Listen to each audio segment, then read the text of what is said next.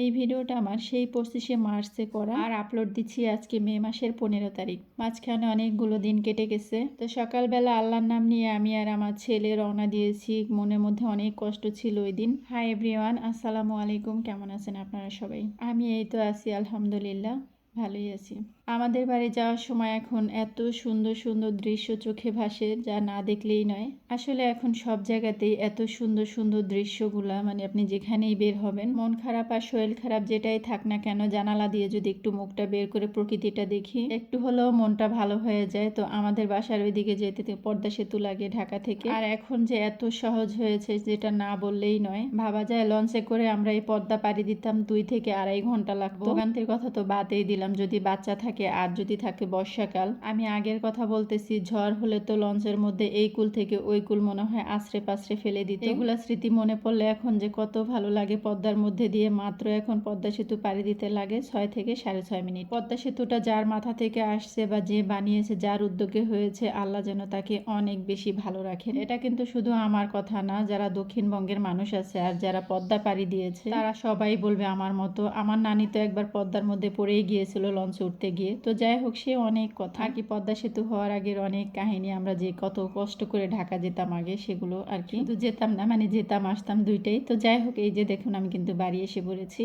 আমরা না যেদিন বাড়ি যাই, মানে আমার আত্মীয় স্বজন সবাই, মনে হয় আমার বোন বা আমার খালারা, আমরা যেদিন বাড়ি যাই আমরা মনে হয় কি ছোট বাচ্চা হয়ে যাই। মনে হয় আমাদের নতুন করে আবার জন্ম হয়েছে। মানে আমরা সব কিছু দেখি আর যা দেখি তাই ভালো লাগে চোখে। আসলে সত্যি একটা কথা কি জানেন, আপনার না যেখানে জন্ম হয়েছে তারপরে যদি আপনি হাজার সুখে অনেক দূরে যেয়ে থাকেন, আপনি দেখবেন সেই জন্মস্থানের কথা মনে পড়বে, সেটা যেমনই হোক না কেন আপনার জন্মস্থান। তো আমি এই যে বাড়ি আসার পরে এত পরিমাণ ঝিঝি পোকার ডাক ছিল, জানি না ওই সিজনে নাকি এরকমই ঝিঝি পোকার ডাক। তো আমি কিন্তু এই সিজন অনেক দিন পরে এসেছি বাড়িতে। আর এটা যেহেতু মার্চ মাস ছিল, একটু সব দিকে ঠান্ডা ঠান্ডা ছিল আর এত সুন্দর ওয়েদার, গাছপালা সবকিছুই মানে মিলিয়ে অনেক ভালো লাগতেছিল।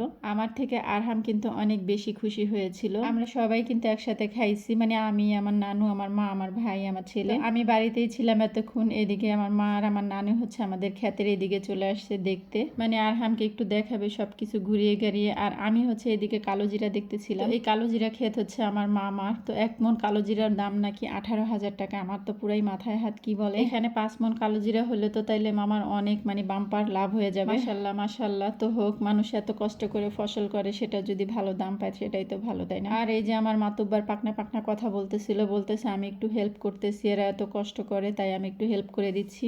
তবে এই হেল্প করা মাত্র 1 থেকে 2 দিন থাকে, তারপরেই হয়ে যায় সে অসুস্থ। ভাইরে ভাই, যখনই আরহামকে নিয়ে বাড়ি আসি 1 থেকে 1.5 দিন কি 2 দিন ভালো থাকে, তারপরে এমন অসুস্থ হয়, হয় পেট খারাপ থাকবে নইলে জ্বর থাকবে, মানে এই দুইটার একটা হবেই ওর। আসলে ও যেহেতু 8 মাসে হয়েছে, তো ওর একটু রোগ প্রতিরোধ ক্ষমতা কম, যার কারণে ওই যে আমরা যে গরমের মধ্যে দিয়ে ওকে নিয়ে আসি, মানে ওই গরমটাই হচ্ছে ওর সহ্য হয় না। আর কপালেই তো আনছে এরকম, সেই উত্তরবঙ্গ থেকে দক্ষিণবঙ্গ এই ছেলেটাকে নিয়ে আমার একা একাই যেহেতু আসতে হয়। আমিও হয়তো বা ওকে ওইভাবে টেক কেয়ার করতে পারি না গাড়ির মধ্যে, মানে দেখা যায় একভাবে থাকে তো থাকি, ছেলেটা একদম হাঁপিয়ে যায়। তবে আমি যথেষ্ট চেষ্টা করি আমার ছেলেকে যতটা পরিমাণ ওকে ভালো রাখা যায়, মানে জার্নি অবস্থায় বা বাড়ি যাওয়ার পরেও। ওই যে থাকে না বেশি আহ্লাদে যা হয় আর কি। এবার তো বাড়ি গিয়েও পোলাও খেয়েছিল টানা 2 দিন, আর যেদিন গেছি সেই থেকে মানে আমার মাকে যা বলে তাই শুনে, তো একেবারে পেট খারাপ হয়ে গিয়েছিল।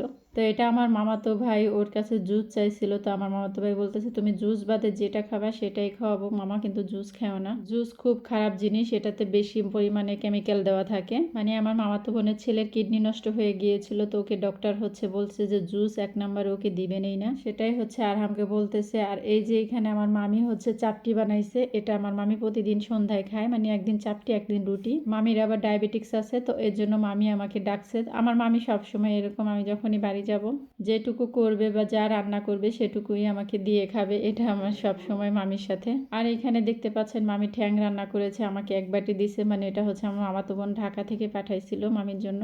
মামি অনেক পছন্দ করে, এর জন্য তার মেয়ে তার জন্য পাঠিয়ে দিয়েছে, মানে আমার মামাতো ভাইয়ের কাছে। আর এইদিকে আমার নানি হচ্ছে তাল নিতেছিল, তো আমাকে বললো যে কয়েকটা টমেটো নিয়ে আসতে, আমাদের গাছ এখানে। তো এটা হচ্ছে আমাদের ক্ষেত, আমাদের ক্ষেতের সাথে এখানে গাছ লাগাইছে, টমেটো গাছ, তারপরে লাউ গাছ, কলা গাছ, আরো কি কি গাছ রোপণ করছে এখানে। সবগুলোতেই ফসল হয়েছে মাশাল্লাহ ভালোই, অনেক টমেটো হয়েছে, অনেক টমেটো অনেক ওনারা খেয়েও ফেলছে। তো এখন তো প্রায় টমেটো সিজন শেষ, তো আমার আবার এগুলো কিন্তু অনেক বেশি ভালো লাগে, টমেটো গাছ থেকে মানে যে কোনো ফসল বা ফল ছিঁড়তে অনেক বেশি ভালো লাগে। এই যে এক বাটির মতো টমেটো হয়ে গিয়েছে, এখন হচ্ছে আমরা চলে যাব। তো অনেকগুলো টমেটো ছিঁড়ে নিলাম। তো এই কাঁচা টমেটো ভাজি দিয়ে কিন্তু রুটি দিয়ে খেতে অনেক বেশি মজাই লাগে।